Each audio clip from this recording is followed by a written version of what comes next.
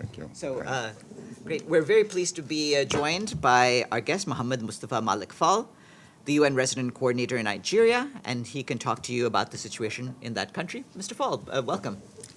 Let me just see where to put it on.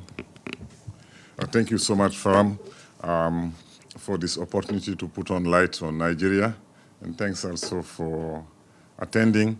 It's for me an opportunity to remind the importance of Nigeria. It's the biggest country in sub-Saharan Africa, the top 3 economy, a country with vast potential and vast opportunity, but a country also which is facing a lot of challenges.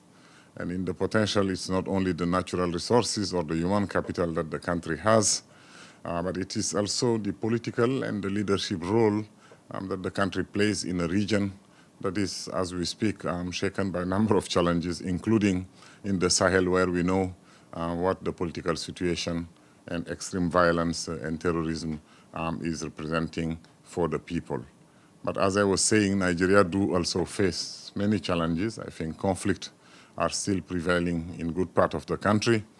We have the northeast, where you had over a decade of insurgency from Boko Haram, which is being now controlled more and more. At least the situation is much better than it used to be a few years ago. We are having also insecurity prevailing in the northwest.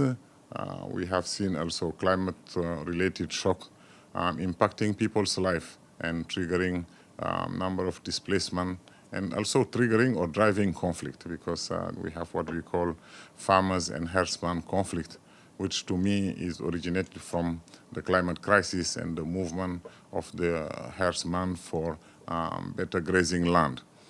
Recently, the country has gone through peaceful election, which allow the administration of President Tinubu to take over from May 2023. They came with a very ambitious agenda that they call the Renewed Hope agenda, which is focusing on agriculture, food security, on poverty alleviation, job creation, access to capital, inclusion, rule of law, and improved security. Now, this is the first year. Number of results that are expected through this agenda hasn't come out yet. We are also seeing some of the bold steps that were taken to reform the economy, provoking at a certain point difficulties for good margin of the people, because the inflation rate is quite high as we speak. Although all the economists are predicted that we will get round to the corner maybe from now to the end of the year or early next year. But in the meantime, we are seeing prices getting higher, mainly food prices, which is impacting negatively on the possibility of people to access to decent life. We, UN, we align with this Renewed Hope agenda and are supporting at 2 levels the government of Nigeria. One is the humanitarian assistance that help us to improve life, to save life, to reduce vulnerability, but we are working also on massive undertaking that can help the development of the country to move forward around priorities that are in the acceleration transition of the SDG, and around aspects which are so critical for Nigeria, like the social protection scheme, the safety net, mainly in the context where inflation and food crisis is impacting negatively the most vulnerable people. Maybe I will stop there and just take questions so that we can go in depth into the conversation. Thank you for your attention. Thank you very much, Mr. Fall. I'll now turn the floor over for questions. Edie. Thank you very much on behalf of the United Nations Correspondents Association for doing this briefing. My name is Edith Lederer from the Associated Press. The World Bank yesterday announced that it had approved a $2.25 billion loan for Nigeria, apparently aimed at shoring up revenue and for supporting economic reforms that, as you say, have contributed to the worst cost of living crisis in many years in Nigeria. Can you tell us what impact you believe that this loan will have? And also, I note that you called Nigeria one of the top 3 economies. I believe South Africa's first. What's second? Thanks. Thank you. Thank you so much. Thank you. Well, let me come back. Yes, I think, as I was saying, the reform that has been taken has come with courageous measure, like looking at the subsidy, which was not impacting very much in the well-being of the people of Nigeria, because sometimes you subsidize fuel or you subsidize food prices, and then it goes to the neighbor country because of the depreciation of the naira. Maybe dealers would make much better margin when they go to those things. And I think that there is a whole debate around these things. But what I would say on the World Bank is that the loan also allow to the government to create what we call a kind of increase and consolidated safety net. I think part of the loan, 800 million, will go to a cash transfer program, which will enable the government to increase the number of households that are benefiting from the social support from 3 million households to 15 million households. 15 million households, it's like maybe in terms of number of people, it could impact up to 70 million people, considering that every household will have 5, 6 to 7 people. I think that's, on that one, it's a great point. And I think the other one is that also, one of the big problems is also the depreciation of the naira and how you control the stabilization of the naira and the exchange rate between the naira and the dollar. And I think the scarcity of dollar sometimes also impact very badly in the depreciation of the currency. And I guess that having more access to hard currency will allow the central bank to have a policy that will better control the currency exchange rate and the currency value compared to dollar or to other hard currency. Now, on the economy, I believe that the third biggest would be Egypt. And let me just say that until recently, I think Nigeria was the biggest economy. I think they lost the position of #1 because of the depreciation of the currency, because, you know, the GDP is calculated in dollar. If you have an asset which is now, I don't know, this X amount of dollar, and that depreciate, it puts you in a position that your value in terms of hard currency fall, and I think that's what put them in a situation. Otherwise, until I think 2-3 years ago, Nigeria was the first economy. Even they outpaced South Africa in 2016. Yeah, not per capita, but Yeah. overall. Yeah. It's overall. It's the size of the economy, not per capita. For sure, per capita, because Nigeria being 220 million people, if they have a GDP of $400 billion and close to South Africa, which is 60 million people, definitely per capita, the situation will be much higher. But here I was just referring to the size of the economy in terms of absolute number of value of the economy in US dollar. Gabriel? Hi, Mr. Fall. My name is Gabriel Elizondo from Al Jazeera English. Thank you for the briefing. It's very informative. I appreciate all the information. My question is about internally displaced people in Nigeria. In March, you put out a statement, I believe, about the alleged kidnapping. At the time, it was alleged kidnapping of several hundred women and girls and others from an IDP camp, as you recall. You called on the Nigerian government to provide more jobs for IDPs in camps so they don't have to venture out of the camps that would potentially put them at risk. My question is, do you have any follow-up on that from response from the government at all? And my second question is, I know your remit is Nigeria, not Sudan, but given what's going on in Sudan and the terrible humanitarian situation there, how do you view the situation in Sudan affecting or spillover effects now or in the future if the situation should get even worse? Thank you. Thank you so much. Yeah, it's true that just when I arrived, there was a mass abduction around a local government area.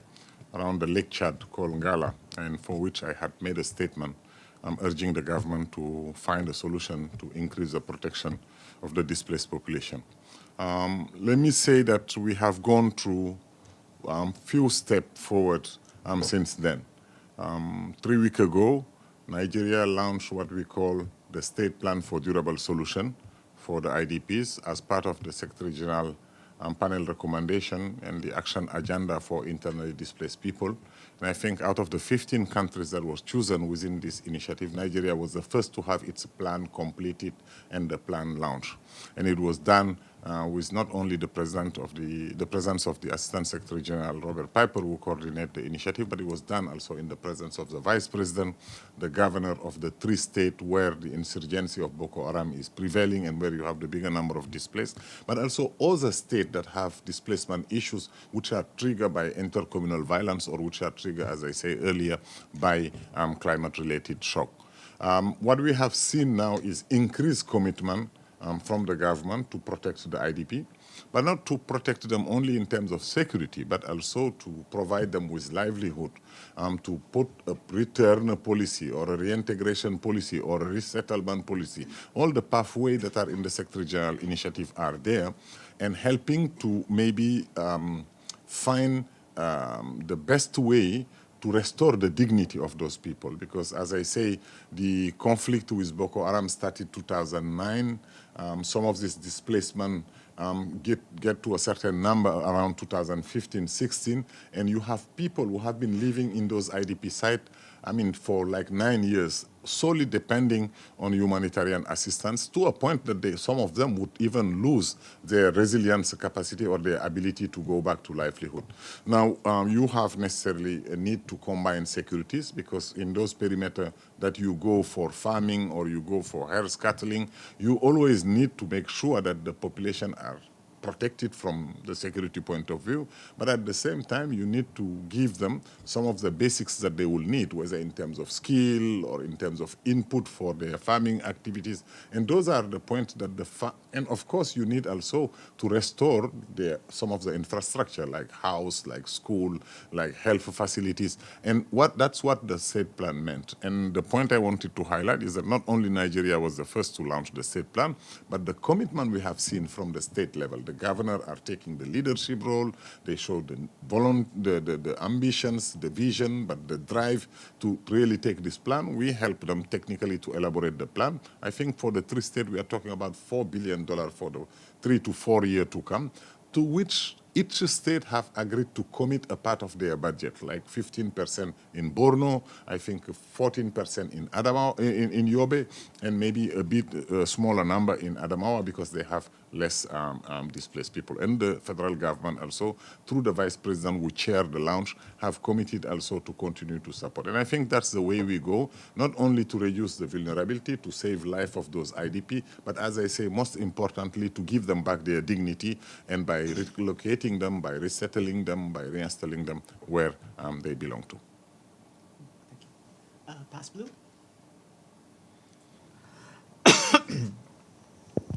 Thank you. Damilola from Pass Blue. Nigeria's had a lot of cash transfers in the past that usually people get this money a couple of months and then they go back to the way things were before the cash transfers. On the loan, what's the efficiency of getting loans only for people to get few naira for a couple of months and then they go back to the way it used to be 6 months ago without plans for sustainability, for people to continue to be able to afford things? What's the efficiency? And this is loan that has to be repaid. What do you think about this? A good question. I think that's a question that comes to everyone's mind when we talk about social protection. What is the durability and what is the sustainability of the initiative? As we speak, there is, yes, a loan coming from the government, but from World Bank, but it's not only the loan that is contributing to the social protection scheme. You do have also the government allocated a certain fund that was assembled to contribute. I think you have like $450 million coming from the government internal resources. But what we are advising the government is that these are good measures for an immediate action to reduce the suffering and to reduce the difficulties that the people are facing. But it doesn't take us away, it doesn't take away, you know, some of the challenge that people are facing unless this is sustained through a program of investment, which is not depending on any foreign assistance, but depends mostly on the government commitment to pursue this as part of their poverty alleviation line. And I just want to give one example. Now, as we are discussing with the Minister of Finance, we are finding a way to scale up the immediate response, mainly moving from 3 to 15 million households. But we are telling them also that they should start preparing a plan where an investment coming from the government budget should go up to like 3% of the GDP of the country, because that's what we see as an experience that can really help to sustain and that can have an impact. Now, the immediate measure would be maybe to purchase food, to purchase things that are important for the survival of the most vulnerable community. But also this social protection scheme is not only in terms of cash. It is also what we call the homegrown food program, which is a school feeding program that target like 10 to 12 million people across certain number, the children going to school in certain number of states. Sometimes it comes like access to health facilities for women that are pregnant or that are lactating and that are particularly vulnerable. And sometimes also it comes as a support for the health of people who are mostly vulnerable, because when you have food insecurity, you have also malnutrition. And usually malnutrition among children, and mainly children under 5, is a leading cause to death. Now, we should not just look at the social protection scheme like only the cash we are transferring to household, but the cash is supported also by other interventions that make them much more impactful in the well-being of the families and in the well-being of the most vulnerable people, who are the children, the women, as I say, pregnant, lactating, elderly, or people living with disability. Back to you. Thanks. Are there any further questions? Last chance? Okay. Then if not, I would like to again to thank our guest, Mohamed Moustapha Malick Fall. Thanks very much for coming, and I hope that whenever you're in town, you can come and see the press corps here. Thank you so much, and thanks for participating. And as always, we count on the media to keep a light on Nigeria, because as I say, it's not only the most important country in Africa, but as I always say, if we make it in Nigeria, we make it for the rest of Africa and the rest of the world. And if we fail to do it in Nigeria, it will be a failure of the continent and the failure of the rest of the world. Thank you so much for your attention. It's like the Frank Sinatra song. If you can make it there, you can make it anywhere. Anywhere. Have a great 3-day weekend. We'll see you all on Tuesday. Thank you. Thank you. Thanks. Thanks so That was a much. really great Good to evening. see you. Thanks. It's Thank great to see so you. much. Yeah.